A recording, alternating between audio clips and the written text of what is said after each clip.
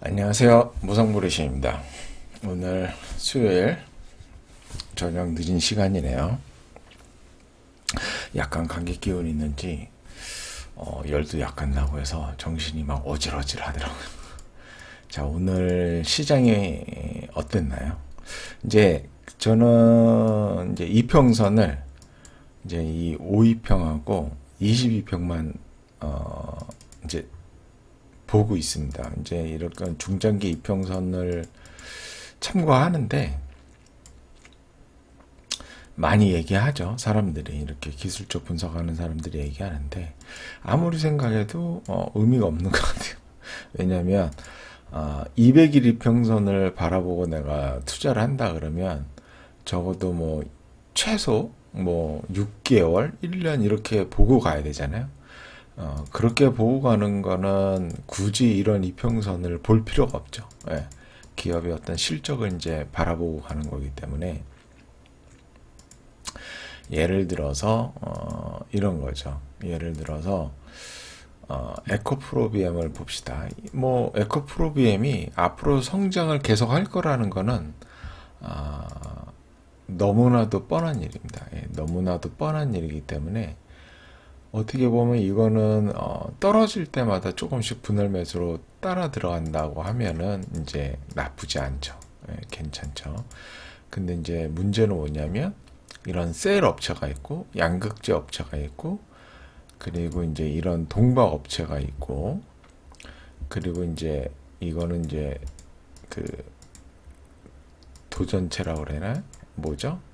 하여튼 도전체가 있고 이것도 실적이 그렇게 막 앞으로 어떻게 될지 잘 모르겠는데 실적이 엄청나게 좋아지진 않는데 뭐 하여튼 차트는 막 우상향하고 있고 그리고 성일하이텍 같은 경우는 폐배터리 이제 폐배터리 시장도 어마어마하게 커지죠. 대장주가 에코프로고 2등주가 이제 성일하이텍 그렇게 되고 이 동박이 외려 주가가 힘이 없어요. 이게 그 판가가 떨어져서 그런 것 같은데 그리고 이런 어떤 전해질 업체, 네, 전해질하고 전해액 업체들도 힘을 못 쓰고 있고, 그리고 이제 얘는 삼성 SDI에 그 납품하는 업체잖아요. 이런 업체들이 장기적으로, 중장기적으로 다 성장합니다.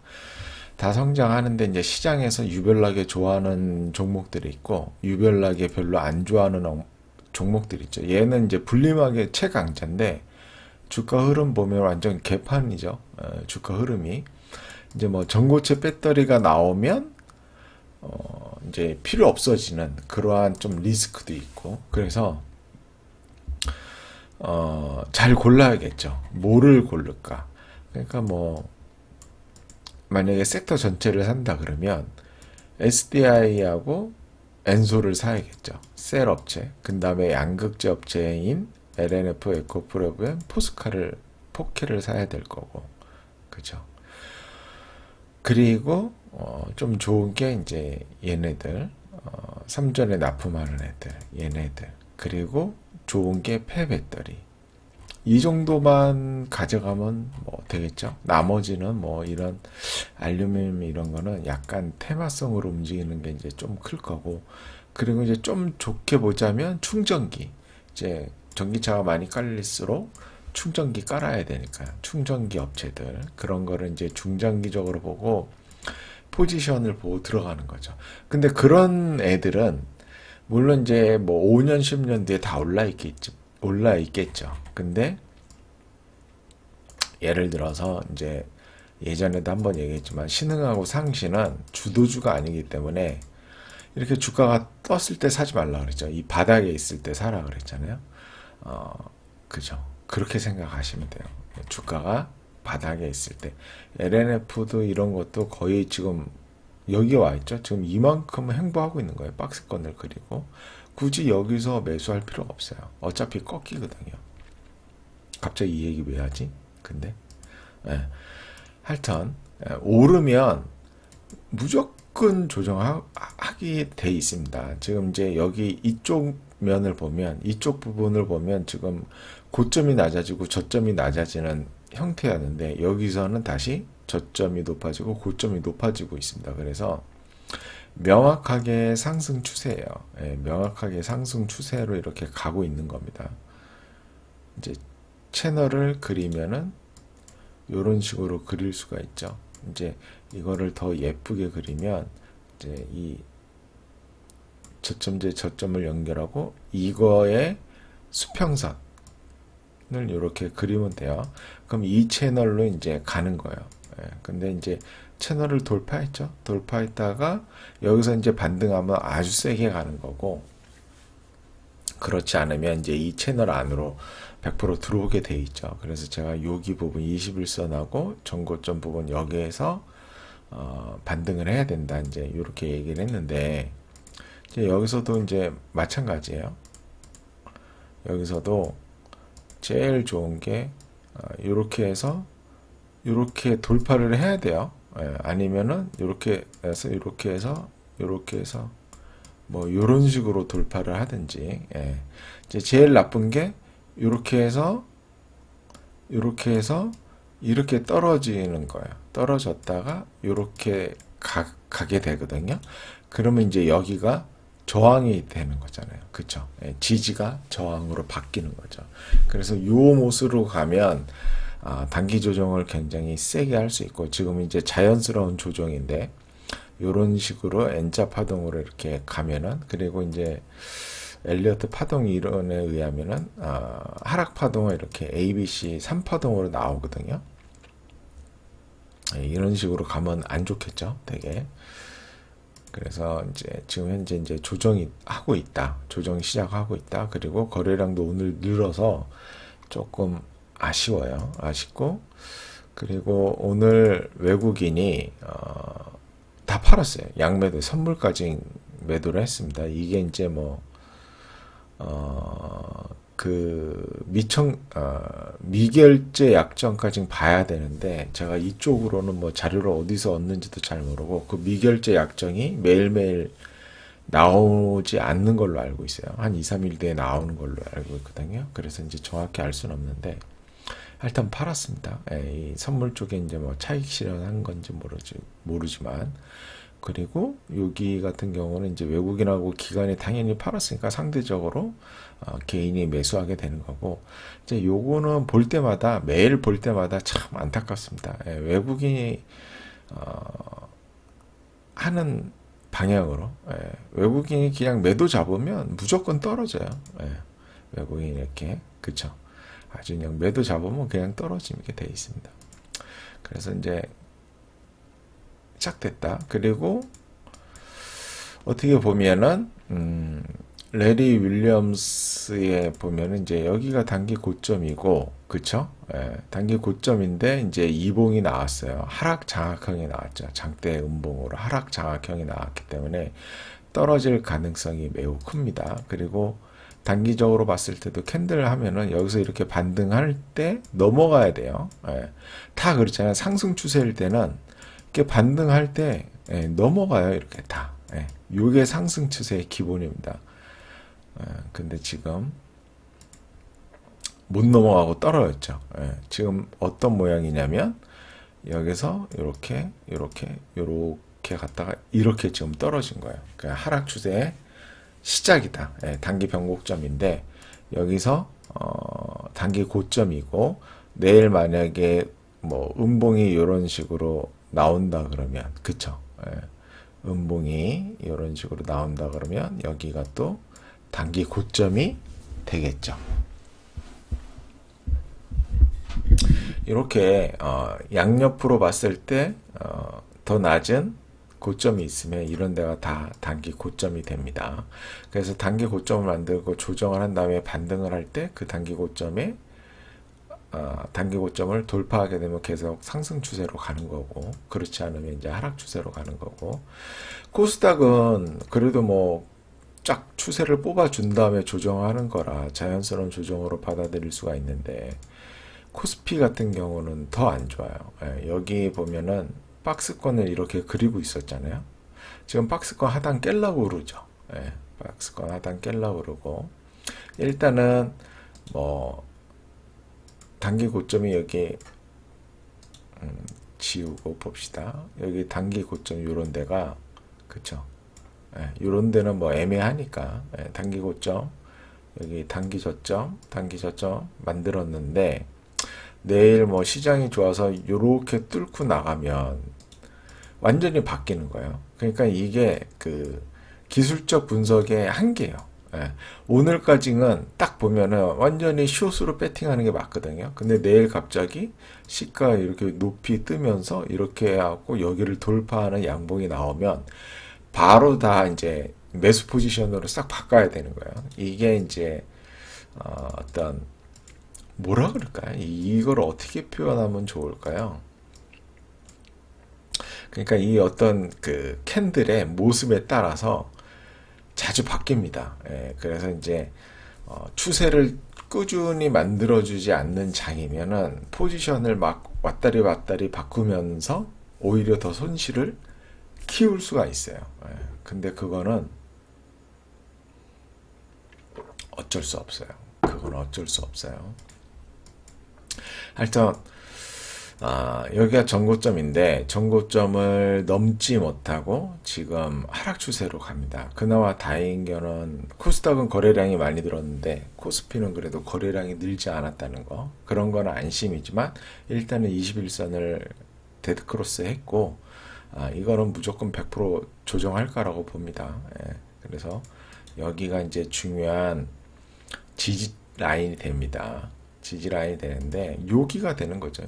요 부분이 지지 라인이 되는 거예요. 이 선이 딱 지지 라인이 되는 게 아니고 그래서 얘도 마찬가지로 아마 내일도 떨어지겠죠. 예, 떨어진 다음에 이렇게 기술적 반등 나와서 예, 이렇게 해서 이렇게 이제 돌파로 가면 다시 이제 상승 추세로 가는 거고 그렇지 않고 여기서 이렇게 반등했다가 떨어졌다가 다시 갔다가 이렇게 떨어지면 이제 여기가 저항 라인이 되잖아요. 그러면서 여기 맞고 또 이렇게 떨어지면 이제 이전 저점 이탈하는 거를 걱정해야 돼요. 그래서 지금 현재 좋지는 않다. 이제 코스닥보다 이제 안 좋은 게 뭐냐면 얘는 뭐 안 좋다기보다도 이제 저점을 이렇게 높이긴 했죠. 예, 근데 고점을 높이질 못했어요. 고점을 높이질 못했어요. 그 이제 또 이렇게 보면 어떻게 이렇게 볼 수도 있는 거죠. 기술적 분석이 이제 여기에 이렇게 해서 이제 저점이 계속 여기서 저점이 이렇게 계속 높아져 갖고 여기서 이제 이렇게 수렴하겠죠. 예, 변동성 축소 패턴으로 가서 뿅 하고 올라가면 이제 상승하는 거고 밑으로 뿅 하고 내려가면 하락하는 거다.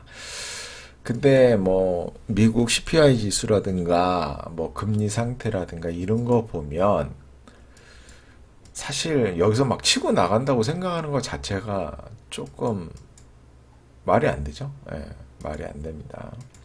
그래서 오늘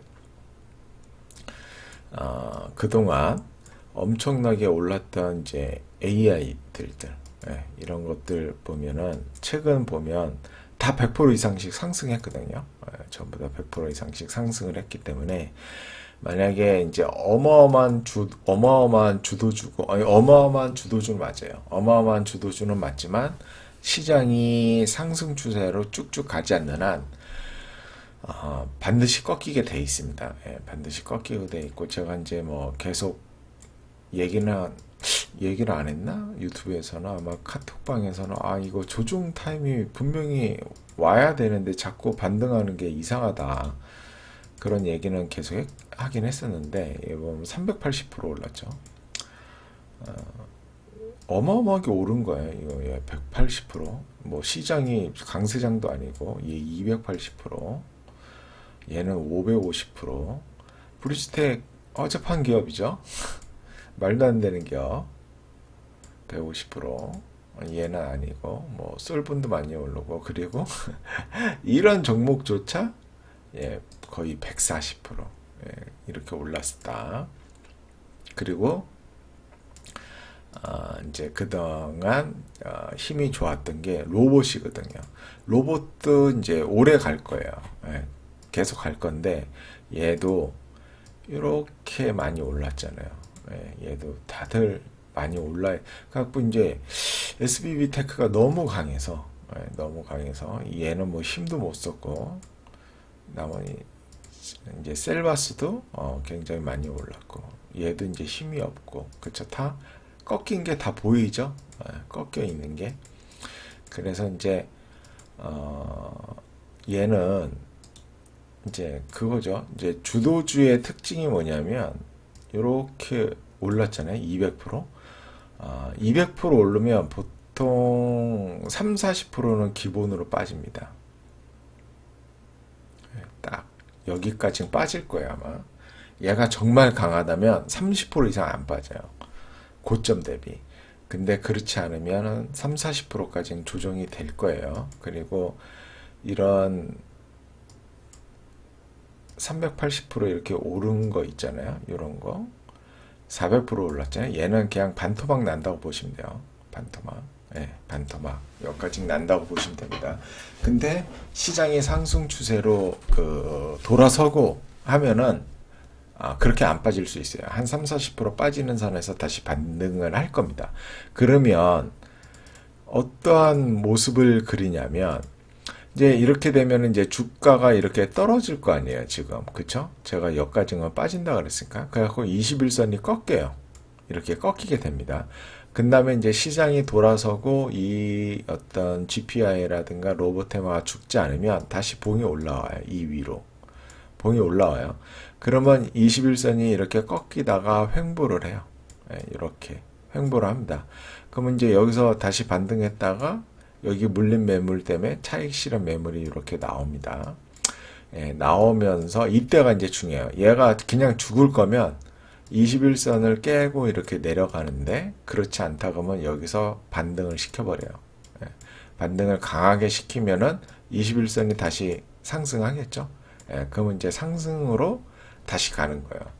이제 그 모습이 뭐냐면 지금 현재 뭐냐면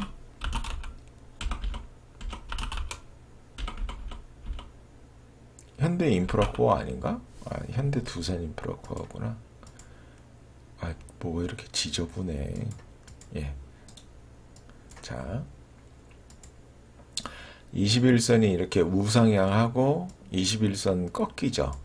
꺾이는데 얘가 죽을 거면 21선 위로 안 올라와요. 절대로. 이제 올라갔다 하더라도 바로 꺾이고 꺾일 때 이전 저점을 이렇게 깹니다. 근데 얘가 죽지 않을 거면 내려왔다가 이전 저점을 안 깨고 저점을 계속 올립니다. 그러면서 전고점을 돌파하죠. 얘 아마 시장 안 좋으니까 이렇게 꺾일 거예요. 꺾일 건데 보면 21선 턴한 게 보이죠? 이렇게 턴하고 이렇게 내려오겠죠. 그래서 이제 시장 상황이 안 좋으면 이제 21선을 깨고 내려올 수도 있지만 얘가 죽지 않을 거면 여기 라인은 절대로 건드리지 않을 거예요. 왜 그럴까요? 여기가 매집이 되기 때문에 그래요. 이 부분이. 매집이 아니라 그러면 여기를 깨서 내려갈 겁니다. 이제 그게 NC 소프트예요. 이게 이제 생각 외로 기업의 실적들이 뭐 미리 유출된다고 생각하는 경우도 굉장히 많지만 그렇지 않은 경우도 많은가 봐요. NC소프트가 이제 그런 거죠. 얘도 21선이 이렇게 올라가서 꺾이죠. 꺾여서 이제 주가가 이 안으로 내려왔는데 얘가 이제 죽을 거면 여기서 그냥 떨어져요. 여기서 그냥 떨어지는데 죽지 않을 거면 죽지 않으면 이렇게 21선 위로 한 번씩 척 세워져요. 종가로. 왜냐하면 이평선이 이제 종가의 합이잖아요. 그러니까 종가를 올려줘야 이평선이 턴하거든요. 그래서 여기가 중요한 순간이에요. 그러니까 이런 순간에 거래량도 좀 늘면 좋은데 거래량이 늘지 않은 거는 조금 아쉽죠. 그래서 이제 전고까지 갖다 놨는데 그래서 이제 여기서도 이제 갈까 말까 이렇게 할 때 21선을 안 깰라 그러죠. 그래서 이제 요날 이 다음날 이렇게 뚫었어야 되는데 이날 실적을 안 좋게 하니까는 여기서 이제 샀던 사람들이 다 털고 나가는 거죠. 이번은 아니다. 이런 식으로 털고 나가는 거죠. 그래서 지금 현재 이런 조정들이 굉장히 자연스러운 조정이다. 이런 조정들이 상승한 다음에 그래서 이제 당분간은 좀 조정을 할 것 같아요. 그리고 2차전지 같은 경우도 최근에 뭐 엄청나게 이렇게 올랐잖아요. 많이. 이게 1, 2천억짜리 기업들이 아닙니다. 얘네들이 1,000억, 2천억짜리 기업들이 아니에요. 그죠? 얘 50%, 얘 63%. 지금 거의 뭐 1개월 안 되는 기간에 이렇게 오른 거예요. 포켓은 별로 안 오르고 얘가 뭐 미친 듯이 올랐죠. 100%. 에코프로가 시총이 얼마야? 5조 3천억이에요. 5조 4천억짜리가 100%인 거야. 그러니까 2.5조, 2.7조 정도 되는 게 이 단기간에 더블 난 거예요. 어마어마하게 오른 거죠. 그래서 이제 조정을 이제 할 수밖에 없다. 예. 그래서 얘네들이 이제 많이 올랐다가 조정을 하니까 반도체도 그동안 조금은 올랐죠. 예, 이렇게 조금씩은 상승을 했어요. 다 조금씩은 이제 상승한 것들이 있는데 이제 얘네들이 조정을 시작을 하니까 결론적으로 지수도 이제 조정이 하기 시작하는 거예요. 조정을 하기 시작하는 거고 거기에서 키를 쥐고 있는 외국인이 이제 매도를 하는 거죠. 그쵸. 그래서 이제 처음에 얘기한 게 이제 지금 다 이제 5일선하고 21선 몇 개 안 쓰죠. 왜냐면 어차피 왜 그러냐면 왜 중장기 이평선이 별 의미가 없냐면 어차피 우리가 보유하는 기간은 이 기간이어야 돼요. 우리가 보유하는 기간. 그쵸? 보세요. 이런 기간. 요 기간, 요 기간, 요 기간. 물론 뭐 크게 먹고 그럴 수도 있고 못 먹고 그럴 수도 있어요. 이 기간이 다 어떤 기간인 줄 아세요? 요 기간이 다 21선이 주가가 21선 위에 있고 21선이 우상향하는 기간이에요. 그러니까 이제 뭐 어차피 이평선은 종가의 그 평균 합이기 때문에 후행적이죠. 예, 그래서 뭐 별 의미가 없습니다. 별 의미가 없는데 21선이 이렇게 우상향한다는 거는 최근에 매수세가 강하게 들어오고 있다는 걸 뜻해요. 그래서 추세가 단기적으로 살아있다. 이렇게 보는 거죠. 그리고 이제 내가 뭐 중장기 투자를 할 거면 이런 걸 보는 거죠. 예, 이렇게 62평, 뭐 122평 이런 걸 봐서 해도 되는 거예요. 중장기로 볼 거면 이렇게 62평 위에 있을 때 매수하는 거고 대신에 이제 차이가 뭐냐면 손절폭도 굉장히 크게 잡아야 되고 익절폭도 크게 잡을 수 있는 거죠. 근데 저 같은 경우는 이제 제가 생각하는 게 뭐냐면 어차피 주가가 오르는 기간은 다 1, 2개월 정도밖에 안 된다는 거죠. 오르는 기간이. 그러면 21선을 보는 게 가장 정확하다. 예, 그래서 21선 주가가 위에 있고 21선 우상향일 때는 매수 포지션을 잡는다. 그래서 이제 레리 윌리엄스의 어떤 그 시장 구조에 관한 얘기를 하면 여기가 단기 고점이 되고 여기가 단기 저점이 되죠. 그리고 여기가 매수 타점이 되죠. 예, 그래서 이제 이렇게 18%의 수익이 가능했다. 근데 18%를 다 못 먹겠죠? 예, 원래 다 못 먹습니다. 그리고 이렇게 사면은 이제 손절 라인이 여기 되겠죠? 여기서 샀으면. 그래서 이렇게 상승을 하면 손절 라인을 이렇게 조금씩 올려야 돼요. 그걸 이제 추적 손절매라고 그러거든요. 그 추적 손절매는 당연히 단기 저점이 돼야겠죠. 이런 단기 저점이 추적 손절매 자리가 됩니다. 예, 그래서 이런 추적 손절매를 이렇게 올리는 거예요. 그래서 주가가 이렇게 상승하다가 하락해서 이런 추적 손절매 자리를 깨지 않는 한 계속 스윙으로 보유하는 게 맞아요. 그렇게 가는 게 맞아요. 그러니까 원칙을 지켜야겠죠. 계속. 그렇게 되고 주가가 이렇게 주가도 21선 아래에 있고 그리고 이거 뭐죠? 21선도 우하향할 때는 매수 포지션을 잡을 이유가 전혀 없습니다. 근데 이제 왜 어떻게 할 때는 매수 포지션을 잡냐면 내가 2차전지 섹터를 아주 성장할 거로 보기 때문에 아직 조금씩 분할 매수하는 거는 그런 식으로 잡아도 상관이 없어요. 근데 이제 추세 매매를 한다 그러면 여기서 잡을 이유가 없는 거죠. 오히려 이제 매도 포지션을 잡아야 되는 거죠. 그거는 어떻게 잡는 거냐면 뭐 반대로 생각하면 되는데 이제 생각을 하면 변곡점을 그리면 이렇게 상승해서 이렇게 떨어졌잖아요. 지금 21선을 깼잖아요. 그러면 여기가 이제 공매도 매도 포지션을 잡는 봉인데 이 봉에서 못 잡았다 그러면 반드시 기술적 반등이 나옵니다. 이 하락에 대한. 근데 기술적 반등이 나오면 얘가 상승 추세로 갈 거면 이 고점을 그냥 계속 돌파해야 되잖아요. 돌파 못하고 꺾이잖아요. 예, 돌파 못하고 꺾이잖아요. 그럼 여기가 단기 고점이죠.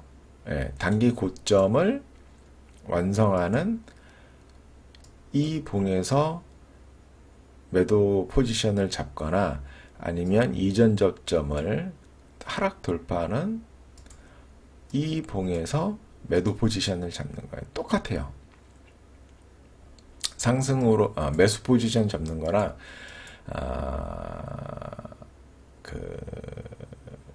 하락 포지션을 잡는 거나 똑같아요. 이렇게 여기서 잡는 거하고 여기서 잡는 거하고 똑같은 거죠. 그리고 여기서 잡는 게 여기를 돌파하는 이봉에서 잡는 게 맞죠. 네. 그리고 여기서 잡았으면 당연히 똑같이 그러니까 여기서 1차 매수가 되고 2차 매수가 되는 거예요. 2차 매수는 당연히 1차 매수 때보다 비중이 확실히 작아야 되고요.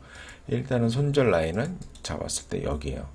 그리고 만약에 매도 포지션을 잡았다 그러면 여기서 잡은 매도 포지션은 여기가 손절 라인이고요. 여기서 잡은 매도 포지션은 당연히 여기겠죠. 이봉의 고가나 고가에서 잡으면 되겠죠. 이봉의 고가나 아니면 이제 여기를 돌파했으니까 여기 뭐 거의 비슷한데 여기를 잡으면 되는 거죠.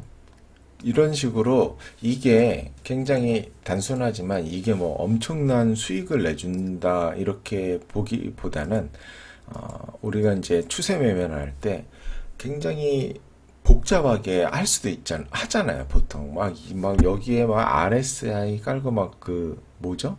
보조지표를 막 4-5개를 까는 사람이 있더라고요. 보면은 여기에 그리고 이제 볼린저 밴드 막 그려놓고 어떤 사람은 일목균형표까지 막 그래요. 그러니까 차트를 보면 완전히 어렵죠. 완전히 어렵죠. 그래서 생각하시면 됩니다. 21선 위에서는 매수 포지션, 21선 아래에서는 매도 포지션. 근데 이제 한 가지 21선 아래에서 이제 매도 포지션을 잡을 수 있는 매수 포지션 21선 아래인데 불구하고 매수 포지션을 잡는 데는 어디냐면 지지와 저항을 이용하는 겁니다. 이전 저점이 여기잖아요. 이 근처로 왔을 때 이제 반등을 예상해 볼 수 있는 거죠. 여기서 지지가 나올 것이다. 그래서 보면은 어떤가요? 이게 단기 저점이죠. 예, 이게 단기 저점이고 단기 저점을 완전히 돌파하는 이봉인데 지금 21선 아래에 있잖아요. 예, 여기가 매수 타점이 된다.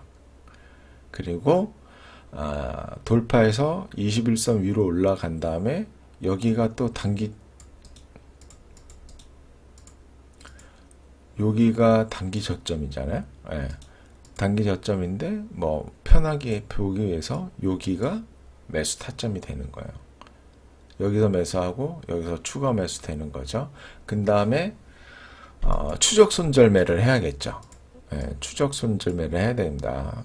자, 여기서 매수한 거는 여기가 손절 라인이고 여기서 매수한 거는 여기가 손절 라인이 되죠. 그쵸? 그 다음에 얘는 단기 저점을 만들지 않고 그냥 계속 상승하니까 그쵸? 그냥 쭉 상승하네요. 예. 그러니까 얘는 이제 추적 손절매가 없다. 만들어지지 않았다. 단기 저점이 만들어지지 않았다. 그러면 어떻게 하면 좋을까요? 어차피 그러면은 그 보통 이전 고점에서 이런 부분에서 우리가 그 저항이 걸릴 거라는 거를 알 수가 있잖아요. 그래서 여기가 이제 매도로 볼 수가 있는 거죠. 여기서 만약에 샀다고 하면 그쵸? 이런 식으로 하면 돼요. 예. 여기서도 마찬가지입니다. 우리가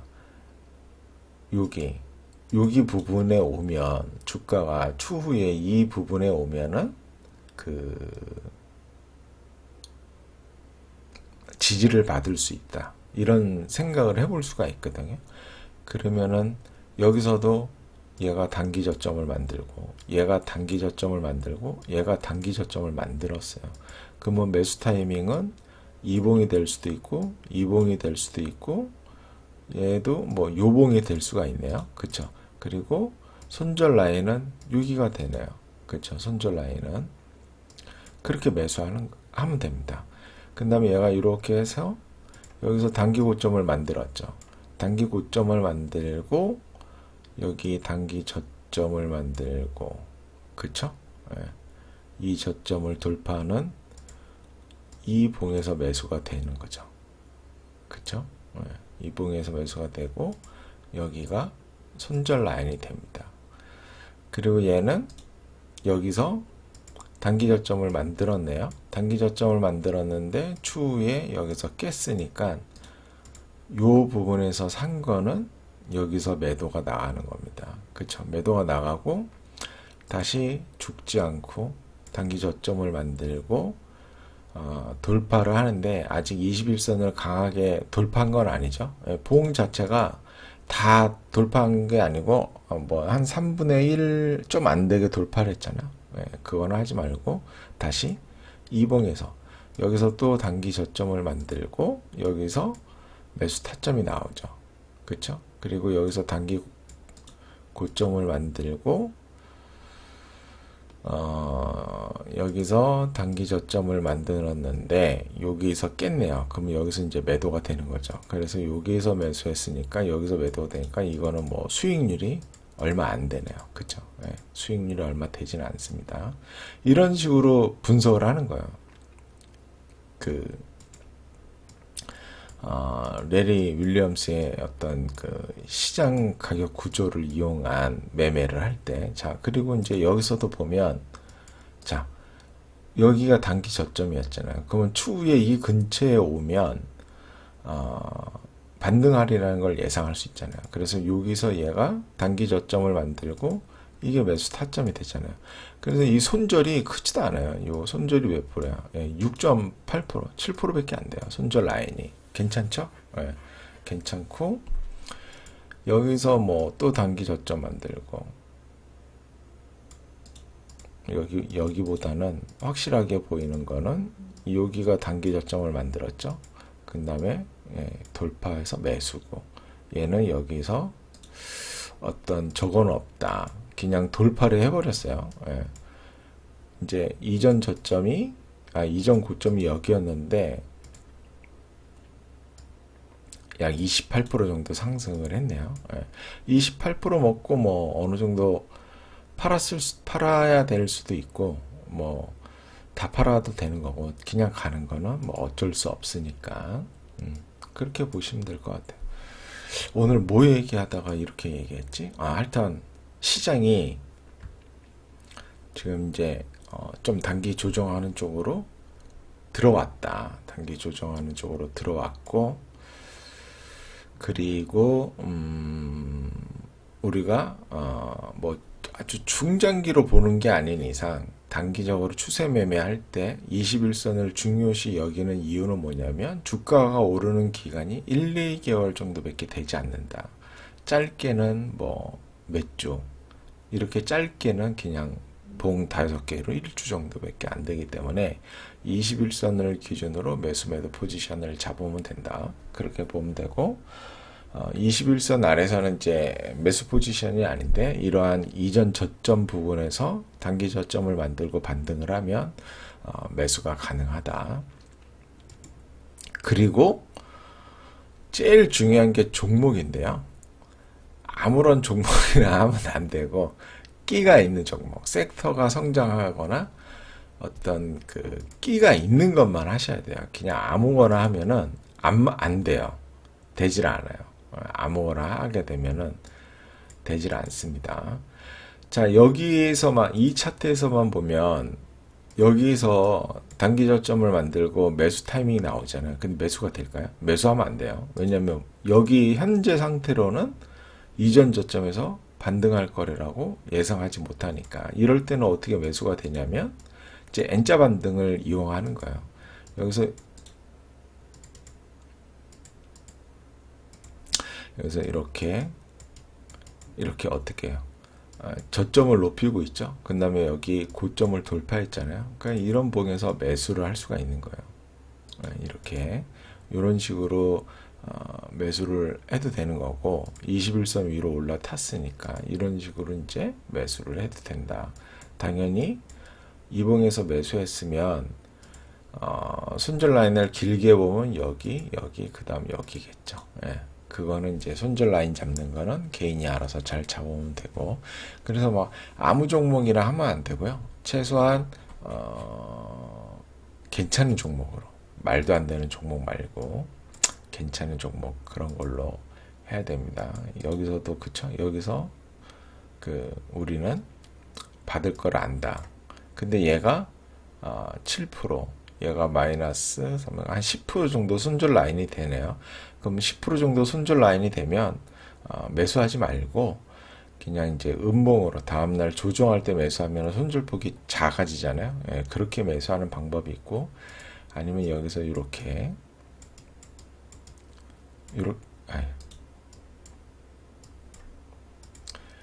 여기서 이렇게 반등을 하면 이런데 다 매수 타점 나오잖아요. 그리고 여기를 돌파하는 이봉도 매수 타점이고요. 그쵸? 네, 이런 식으로